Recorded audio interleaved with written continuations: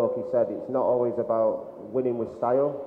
We also grinded wins out where we weren't playing too well, but we knew how to win. So I just think that's probably the difference. Thanks. Good question. Any more questions on the floor there?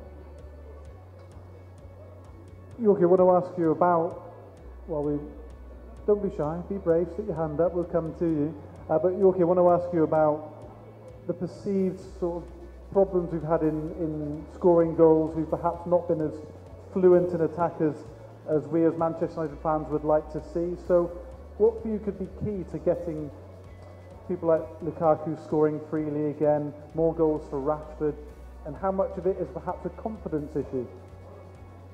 Well, at any level, I think confidence always play a part in terms of how people approach game, and I think that, you know, there's no question in my mind in terms of the talent that we have in our squad. We are undoubtedly talent. I just feel that the players need to be expressive. I think that's something, again, I learned from Sir Alex Ferguson, you know, of the expression of, you know, going out and enjoying yourself, but also ultimately, you know, you're in a team system. You got to work for your teammates as well as when you get into positions is to go, especially the attackers, is to go and be explosive and to be, and I feel that, yes, confidence do play a part, because if you're confident, you just go do the stuff that comes naturally to you rather than thinking about it. And I think at the moment, it seems like we are, from an attacking point of view, having to think and second guess.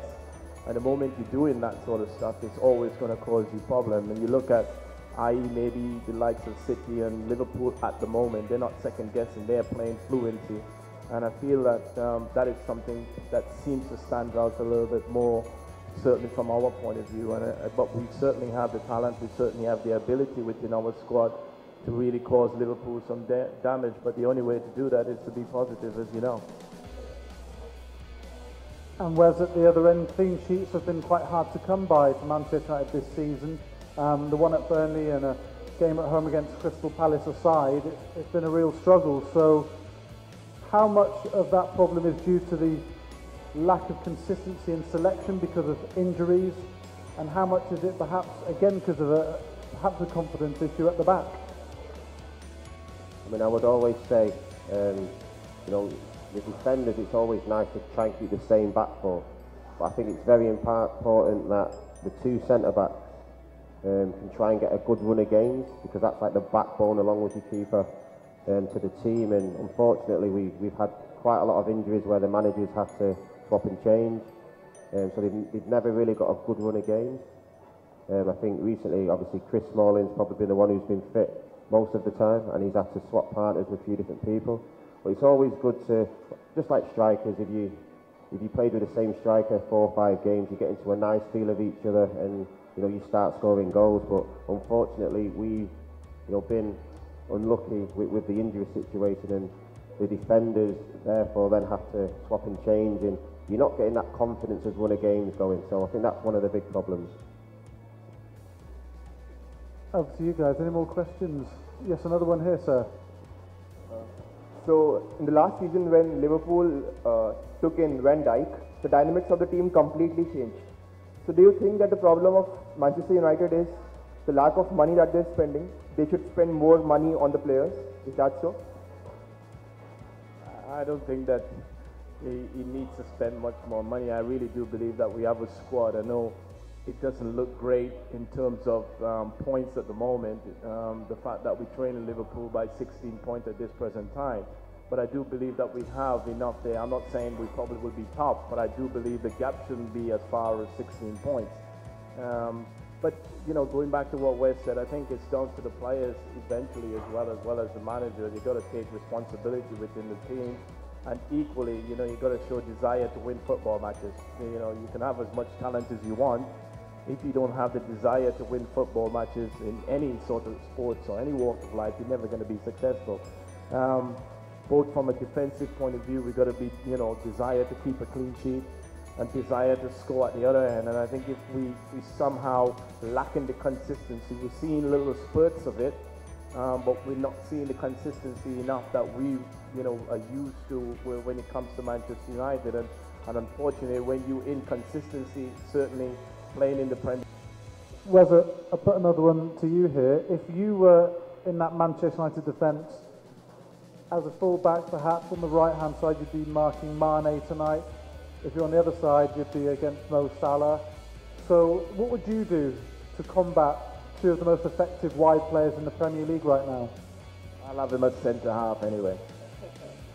You know what, on these particular games, especially under Sir Alex, he wouldn't make it too difficult, he wouldn't make it hard to understand. He'd ask me to do a job, and then I would go out and try and perform that job. You know what I mean? So if I was on playing right back and I was marking Mane, I would pick Mane, yeah. I'd do my best job to try and keep him out of the game, and then obviously help the other defenders as well. But I think the difference is we used to have the ones he knew he didn't really have to say much to most of the players against Liverpool, because he knew this is the one we wanted to win.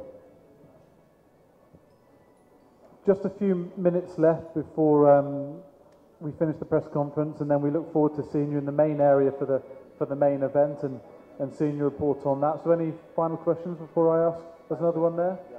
So can I get a prediction from both of you? Listen, we are red. We are here to win the football match, and that's always been the mentality behind the Manchester United brand. Every game we turn up, we expect to win, and this is no different. Despite the gap in points, I expect us to win.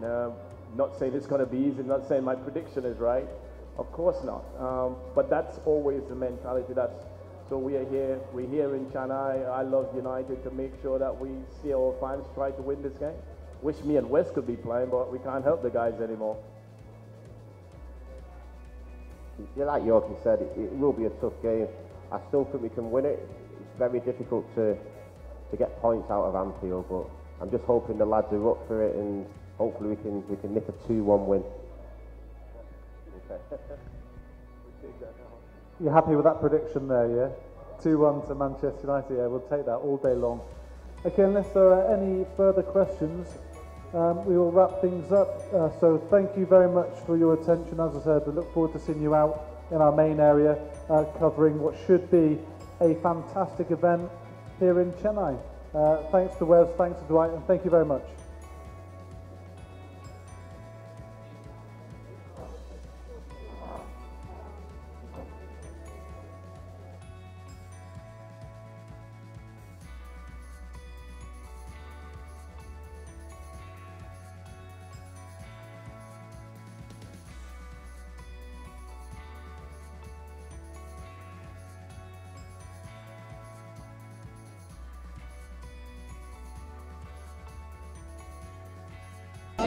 Tavish, give him a big round of applause. That was amazing. The first time to do it. And Tavish, what you win is 100 push-ups. 1, 2, 3, 4, 5. Even you have not spent on anything.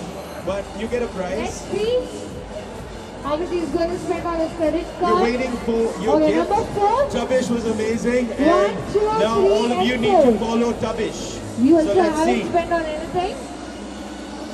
A big round of applause once again for Tavish. This is Number what you win. 5. Congratulations, man. That was 1, amazing. 2, Who is 3, next? 4, 5. You. So you're coming So I want all of you to stay right here, and let's see what the freestylers are going to be doing. They're going to be performing for you right now.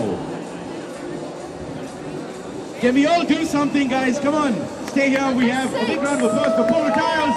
Okay, so They're making it happen. A big round of applause for Tavish, who got the first 2 balls into the tire today. That was amazing. And we have our freestylers from Apollo right now. So I'm going to give them some space, and all of you can, of course, enjoy their performance. A big round of applause for Valerie let's see. and Archis Patel. Amazing. Now Freestylers. 1, 2, 3. Oh my god. No, just missed to be the winner. Number 4.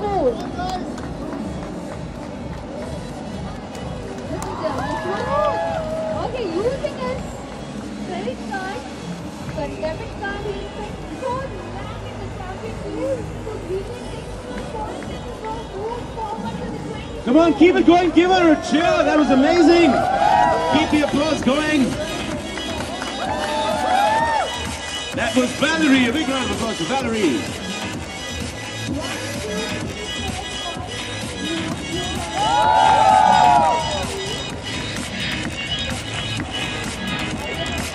Wow, isn't that quite amazing? Come on, make some noise. Wow.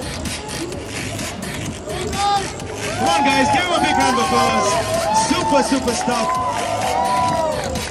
from Archis Patil.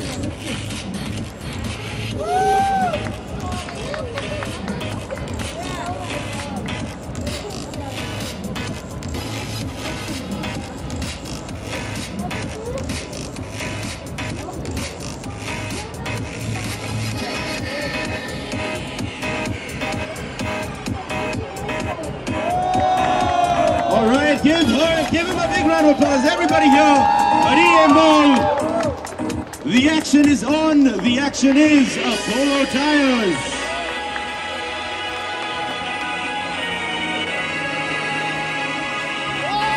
All right, once again, a big